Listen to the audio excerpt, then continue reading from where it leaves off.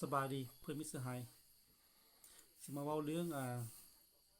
คนโดดทำซีบังไฟอยู่ที่บานนาธานเมืองมหาไซบางคนก็สนใจหลายเนาะบางคนก็บ่เข้าใจบางคนก็คิดว่าโดดน้ำไป3 มื้อ 3 คืนไปอยู่ใต้พื้นน้ำพุ่นบ่นะบางเพจก็โดดเอาคลิปไปโดดเอาคลิปไปไปลงคั่นว่าไปอยู่พื้นใต้พื้นน้ำ3 มื้อ 3 คืนที่ขึ้นมาเนาะความเป็นจริงใดสิมาเว้าสู่กันฟัง เรานี่เป็นคนที่ว่าเรายาปลาแป้งนี่บ่กินเป็นคนถือศีลกินธรรมว่าซั่นซะ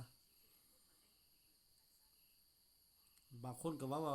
มันร้อนบ่นะที่จริงเราบ่กินได้ยาเสพติดแห่งไกลเลยยาสูบเรายังบ่สูบเราเบียร์ยังบ่ใกล้เลยเป็นคนถือศีลธรรมะธัมโมเป็นคนเชื่อที่พญานาคก่อนสิเป็นแบบนี้เราก็หันใดเราก็จุ่มอยากบวชตลอดมื้อนั้นล่ะหลายจะเห็นเราเอามาหันเราไปเห็นไม้ลายน้ำนำมาแต่น้ำซีนั่นล่ะเพราะว่าเฮือนใกล้น้ำเด้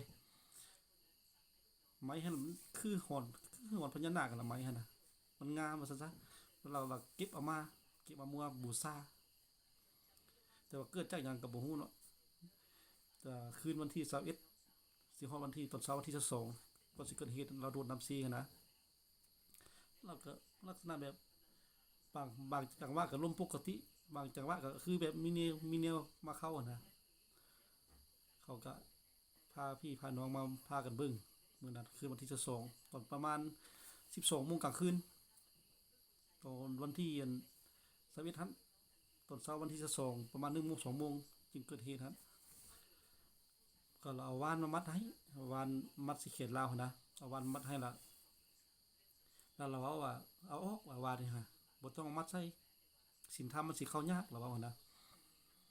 เขาก็เลยเมียเราก็เลยเอาออกใส่พายซาเขาเล่าหั่นดอกเพราะว่าข้อยนี่ก็เป็นพี่น้องเราแต่ว่าเกิดเหตุเราจะได้ไปแต่เพิ่นเล่าให้ฟังแบบนี้หลังจากนั้นก็เขาก็บอกว่าใส่คำบ่เป็นหยังติว่าบ่เป็นหยังเราก็บ่เป็นหยังคันบ่เป็นหยังแล้วนอนเด้อให้ตัวนอนเขาสิเบิ่งเขาเอานะหลังจากประมาณ1โมงบ่าย2โมงล่ะแล้วเราเขานอนหมดแล้วซั่นซะคนนอนเนี่ยบ่นอนนี่เราล่ะจักเฮ็ดจั่งใดล่ะเขาว่าเราเอาหินเจียมาเปิดหินเจียแล้วมาปาดแขนเจ้าของพอดีแม่เฒ่านั้นน่ะยินเสียงหินเจียลุกพรูดปาดมาล่ะมาดึงสายปักเสียบออกก็เลยทันพอดีหินเจียก็ปาดแขนได้หน่อยนึงเกิดเอาหลายเติบว่าแล้วก็เขาก็เอาเสื้อเราล่ะเอาหยังมามัดมาเขียนไว้หั่นน่ะหลังจากนั้นโดนเติบเราละขอเข้าไปห้องน้ำเขาเข้าไปห้องน้ำเขาก็ให้เราเข้าไปห้องน้ำเข้าห้องน้ำประมาณ10 นาทีแล้วเขาคือเข้าโดนแท้ว่ะเขาก็เอิ้นถามว่าไสคำมาถ่ายบ่นะแล้วก็ยินเสียงทอกน้ำโจ๊กเขาก็คิดว่าถ่ายก็ปะเราถ่ายโดนเติมยังบ่ออกมาอยู่เขาเลยไปถามอีกใส่ข้ามว่ะ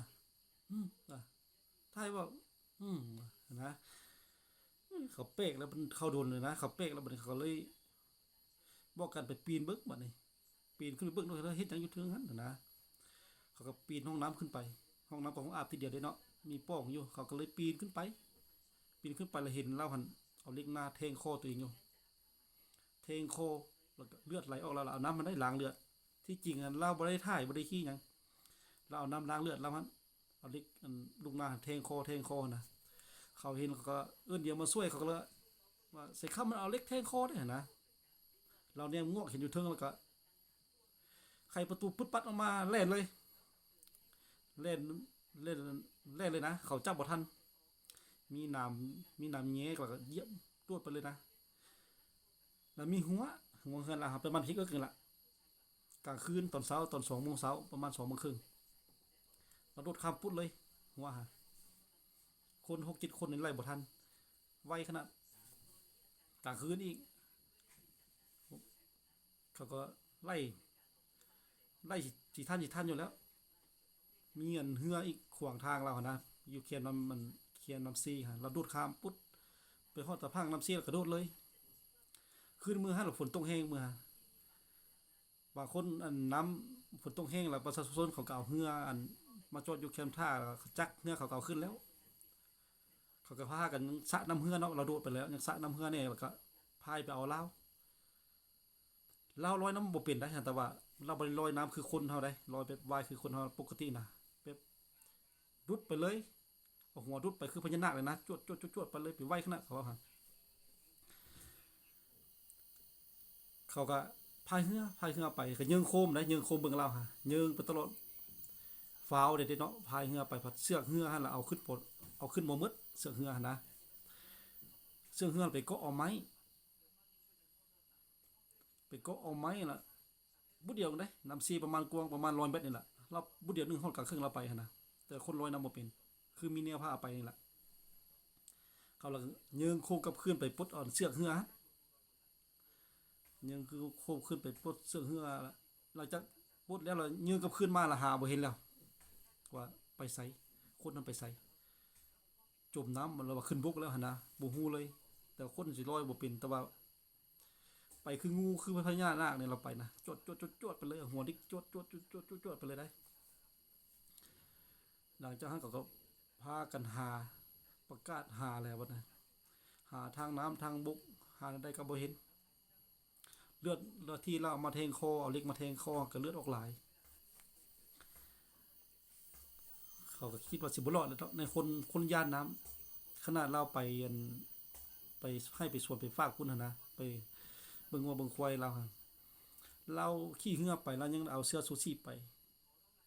เราย่านน้ำแต่ว่ามื้อนั้นล่ะบ่ฮู้ว่าเป็นจั่งใดเลยโดดเลยแต่ว่าเรื่องร้อนยาบ่หรือว่าหยังนี่สิบ่แม่นเพราะว่าเราบ่กินเหล้ากินยาจังคนธรรมะธรรมโมหลังจากนั้นก็พากันหาคือข้าพเจ้าหรือว่าพี่น้องก็กินข้าวเราโดดน้ำแล้วจึงได้ไปนะอันนี้ก็เขาเล่าพูดอยู่ในเหตุการณ์ท่านเล่าให้ฟังไปฮอดก็พากันหาขึ้นทวิตวันที่22นี่ก็หาหมดมื้อก็บ่เห็นเฮาล่ะคิดว่าโอ้คันแม่นว่าบ่จมน้ำก็คันมันขึ้นบกก็คือสิบ่รอดหั้นนะเพราะว่าเลือดออกหลายเด้เนาะเราแทงคอเขาว่าเลือดออกหลายเราเรียกแทงคอเราหั่นไปหามื้อที่22เฮาบ่เห็นมื้อที่23ก็ไปหาก็บ่เห็นไผก็คิดว่าตายแล้วแต่ว่าชาวบ้านน่ะคิดว่าเราตายแล้วเขาก็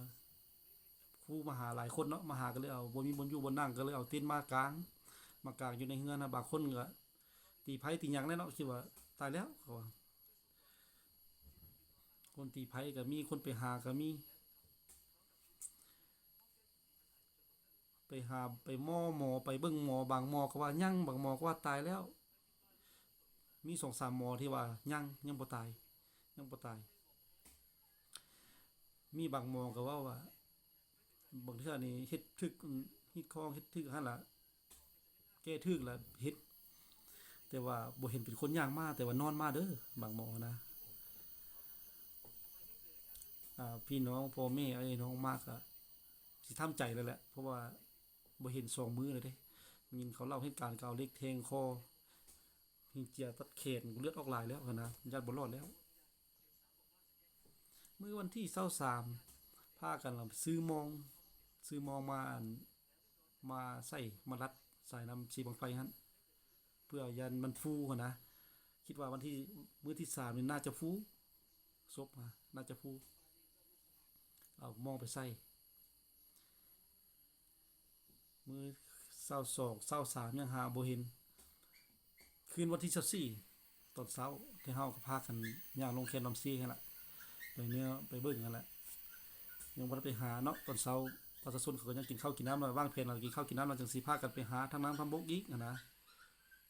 ประมาณ6-7โมงเช้านี่แล้วแหละมีอันชาวบ้านผู้หนึงเราอันไปสวนขี่เรือไปสวนแล้วเห็นอันเท้าใส่ค่ำนั่นย่างลงมาอยู่แคมป์น้ำหั่นยืนอยู่แคมป์น้ำก็เลยใส่เรือมาส่งจังพากันดีใจเอาแถวบ้านนะมาฮอดแล้วบางคนก็หัวเนาะเห็นหัวเราหมุนแล้วมันปึกแค่นี้นะเป็นหยังวะ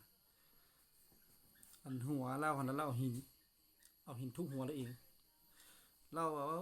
ที่เราอันถามเราตอนที่เราอันรู้สึกตัวมาไปอยู่ห้องหมอเราถามเราว่าเราไปอยู่ตีนผู้ผาตีนผาว่ะ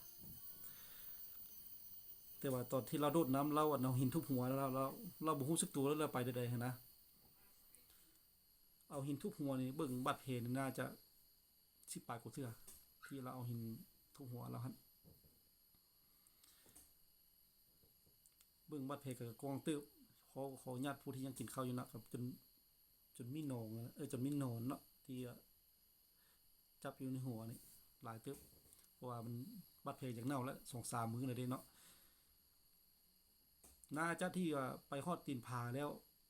คือสิแม่นเอาหินนั้นทุบหัวเอาหินนั้นทุบหัวแล้วเอาหินทุบหัวก็ยันเลือดออกหลายเลือดออกน้ำโคนี่น้ำเคนนี่นะยันสลบยันรับไปเป็นมื้อพุ่นละเป็นมื้อ2 มื้อพุ่นละประมาณนั้นคิดว่านะยันเรารู้สึกตัวมาแล้วยันเป็นหูความคนบัดนี้ยันรู้สึกตัวมาละรู้สึกตัวว่าตัวเองมาอยู่นี่ได้ใดๆนะหูความคนแล้วก็เลยย่างมาย่างมาก็เลยคือเห็นอยู่ในคลิปมันเนาะไผที่ว่าบ่ทันเบิ่งคลิปก็ย้อนเบิ่งได้เนาะตอนเราขี่เรือมาแล้วเรามาฮอดแล้วก็ก้มกราบแม่เราก้มกราบแม่เราหัวสินอนสิได้แล้วยืดหัวแล้วเพราะว่า2 มื้อเลยเด้เนาะ2-3 มื้อเลยมีวันขี้คางไปขี้เสร็จแล้วเรารู้สึกตัวเป็นความคนเรามาเราย่างมาเฮือนเราย่างเอาขึ้นเฮาก็เอาขึ้นมาฮอดเทิงฝั่งแล้วก็ขอนั่งก่อนนั่งสักมื้อก่อนเฮาขอนั่งสมาธิก่อนแล้วว่าซั่นน่ะเพราะว่าเราถือศีลเรามักนั่งสมาธินะแล้วก็สักมื้อก็ขอนั่งสมาธิก่อนแต่เฮาจึงพากันเอาโทรศัพท์มาถ่ายรูปถ่ายหยังเรานะบางคนก็ว่าคือบ่พากันเอาไปห้องหมอคือบ่พากันยังมีแต่พากันถ่ายรูปไผก็ได้นะแต่เฮาก็ถ่ายแต่ประมาณ2 นาทีนี่แหละ2 นาทีไปหรือ3 นาทีละถ่ายตอนเรานั่งพักผ่อนนะแล้วก็ท่าเขาที่เอาเอาปีมาหามเราหั่นหลังจากประมาณ2-3 นาทีแล้วเราก็พากันหามเลยปีนั้นมาพุ่นเฮาก็พากันหามไปเลยหามแล้วก็หามไปขึ้นรถเลยหามขึ้นรถก็พากันเอาไปห้องหมอเลยหั่นนะเป็นห้องหมอเขงขมวนเลยตอนนี้ก็ยังอยู่เขงขมวนอยู่เนาะยังอยู่ห้องหมอเขงยังติดตามอาการอยู่อาการก็ไข้หลายแล้วแต่ว่าก็ยังหัวนี่สำคัญยังมื้อวานกับมื้อนี้นี่ล้างบาดแผลยังเห็นนอนอยู่มื้อวานตอนเช้านี่ล้างบาดแผลยังบ่เห็นนอนประมาณ100 ปลายโตอยู่ในหัวกับมื้อนี้กับมื้อวานตอนเช้ากับมื้อวานตอนแลงล้าง2 เทื่อก็ยังเห็นคือประมาณ100 ปลายโตแต่มื้อเช้านี่ล่ะเห็นประมาณ4-5 โตแล้วนอนไข้หลายเติบแล้วก็มีคนเป็นห่วงหลายก็ขอบอกขอบใจหลายๆทุกแล้วก็บางคนก็คอมเมนต์หลายแนวต่างๆนานาเนาะว่าคือบ่พากันบ่ไปห้องหมอคือบ่พากันไปห้องหมอแต่ว่าก็มันอยู่ในเหตุการณ์เนาะมันไม่ว่าเลยก็บ่ได้เนาะก็คือพวกที่ว่าอยากให้ไปห้องหมอไว้ให้ก็ด่าต่างๆนานาก็คือสิเป็นห่วงกันแหละแต่เฮาก็บ่ได้ว่าหยังเนาะก็ขอบอกขอบใจหลายคนที่ยังเป็นห่วงแล้วก็ขอบใจไทบ้านประชาชนเนาะก็คณะบ้านนาทานเมืองมหาไสเขตขมวนทันทีช่วยกันพากันซอกกันหาหั่นขอบอกขอบใจหลายตอนนี้ก็ยังอยู่ห้องหมอเขงกันแล้วยังเงินไข้หลายแล้ว แต่ว่าเราว่าอยากบวชยังจบอยากบวชอยู่ห้องหมอก็แต่เฮาว่าหลังจากนี้เราสิให้เราบวชเราจบอยากบวชตลอดแต่เฮาพี่น้องร่วมกันเราจะให้บวช9 พรรษาแต่เราว่าเราบวชตลอดชีวิตเลยเราว่าหั่นน่ะเมื่อวานน่ะเมียเราก็เมื่อวานนี่เราบอกเมียเราว่าเจ้าเมื่อหั่นล่ะเจ้าเอาอันตัวที่เราเก็บมานะคือหอนพญานาคนะเก็บมาคือหอนพญานาคนะเราบอกว่าเจ้าเมื่อแล้วเจ้าเอาไหลน้ำทิ่มเด้ออันนั้นนะเราบอกหั่นเรื่องเล่าก็สิประมาณนั้นน่ะเนาะบางคนก็ว่าโอ้ยเอาไปลงต่างๆนานาเว้าไปหลายแนวบางคนก็ว่าไปอยู่พื้นน้ำพื้นใน3 มื้อ 3 คืนคันมันอยู่พื้นน้ำพื้นในมันก็ตายแล้วคนคือสิแม่นมีแนวเอาไปข้ามฟากได้ไปอยู่เทิงบกพุ่นก็มีแต่ซ้ำนี้แหละเนาะบางคนเป็นอะไรก็เข้าใจอยู่บ่เนาะที่เล่ามาก็ประมาณนี้เรื่องราวของเราหั่นนะขอจบ